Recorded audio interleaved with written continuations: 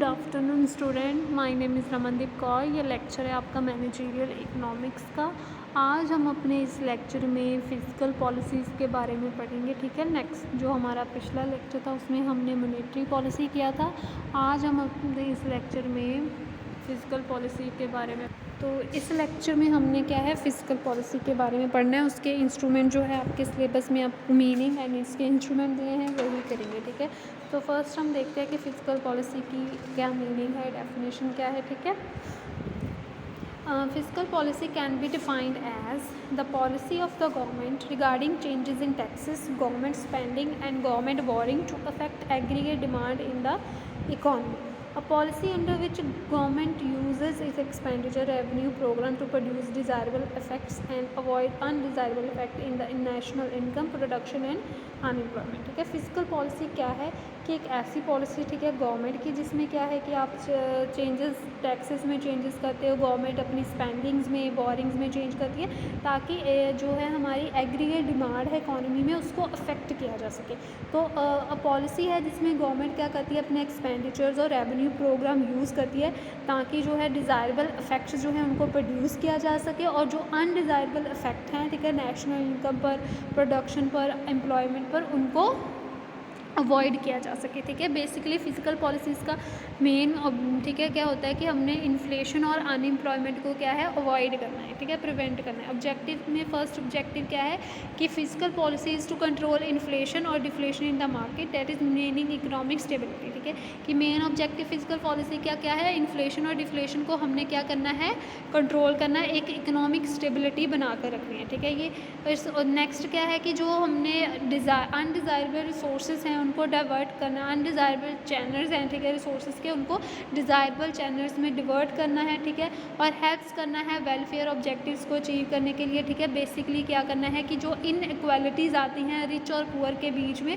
उसको रिमूव करना है और वेलफेयर को इंक्रीज़ करना है। ठीक है, तो नेक्स्ट जो हमारे सिलेबस में जो है वो क्या है, इंस्ट्रूमेंट ऑफ फिजिकल पॉलिसी। जैसे हमने मॉनेटरी पॉलिसीज़ के इंस्ट्रूमेंट किए थे ऐसे ही इसके है फ़िज़िकल पॉलिसी के। तो फर्स्ट है budgetary surplus and deficit, government programme expenditure, public debt and taxation. ठीक है, तो फर्स्ट हम करते हैं पब्लिक डेट। ठीक है, पब्लिक डेट का क्या मतलब होता है, to borrow by a government from within the country. ठीक है, बोरिंग करना, तो गवर्नमेंट ने बोरिंग करना, ठीक है जी, विद इन एक कंट्री से और अब्रॉड से। ठीक है, अपनी जहाँ वो कंट्री है वहाँ से भी और अब्रॉड की कंट्रीज़ में भी कर सकते हैं, प्राइवेट इंडिविजुअल से कर सकते हैं, एसोसिएशन जो इंडिविजुअल की वहाँ से, और बैंकिंग और NBFI से कर सकते हैं, नॉन बैंकिंग फाइनेंशियल इंस्टीट्यूशन से। ठीक है, तो क्या है कि पब्लिक से हमने क्या है फंड्स बोरो करने हैं, किसने, गवर्नमेंट ने। ठीक है, तो ये तीन तरह से हो सकती है, internal, external, productive, unproductive and short term and long term. ठीक है जी, इंटरनल पब्लिक डेट क्या है, जब जहाँ गवर्नमेंट जो है वो बोरो करती है, ठीक है, सेम अपनी ही कंट्री से।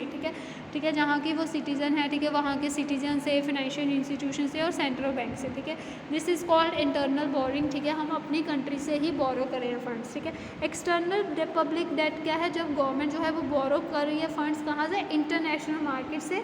ठीक है जी, तो acquiring loan from outside is comparatively difficult. ठीक है, कि आउटसाइड से लोन लेना बहुत ही डिफ़िकल्ट हो जाता है क्योंकि दूसरी पार्टी जो है वो फर्स्ट पहले फाइनेंशियल पोजीशन क्या है कंट्री की वो स्टडी करती हैं, देन उनको लोन जो है वो ग्रांट करती हैं। ठीक है, नेक्स्ट जो है वो है productive debt and unproductive. Productive debt क्या है, the debt that is expected to create asset which will yield income sufficient to pay the principal amount.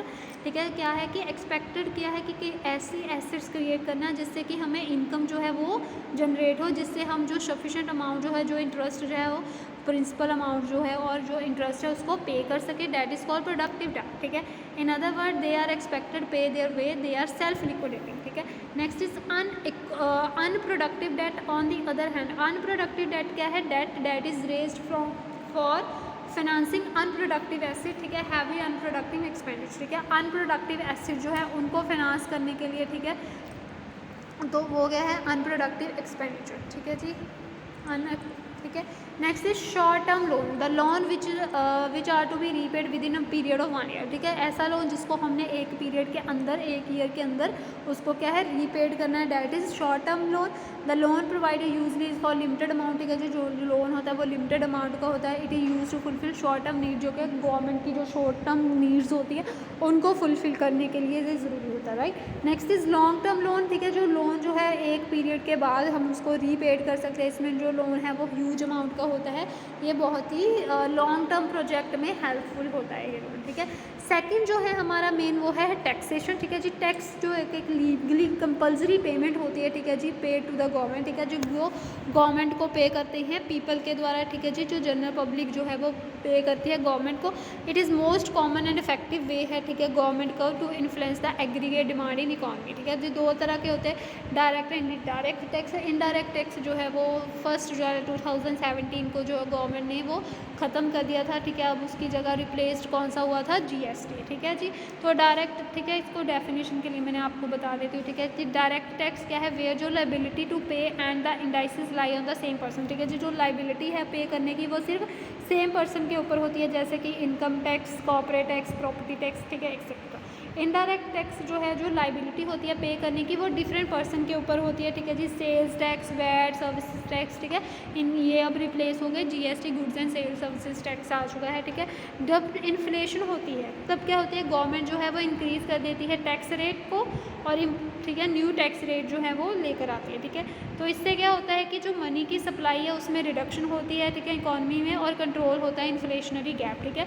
Inflation के टाइम पर क्या है, गवर्नमेंट ने क्या है, टैक्सेस रेट जो है वो इंक्रीज़ करने हैं। डिफ्लेशन के टाइम पर गवर्नमेंट क्या करती है, टैक्सेस के रेट को जो है वो रिड्यूस कर देती है, ठीक है। इससे क्या होता है कि मनी की सप्लाई जो होती है इकॉनमी में वो इंक्रीज़ होती है, जिससे हम डिफ्लेशनरी गैप जो है उसको रिड्यूस कर सकते हैं, ठीक है।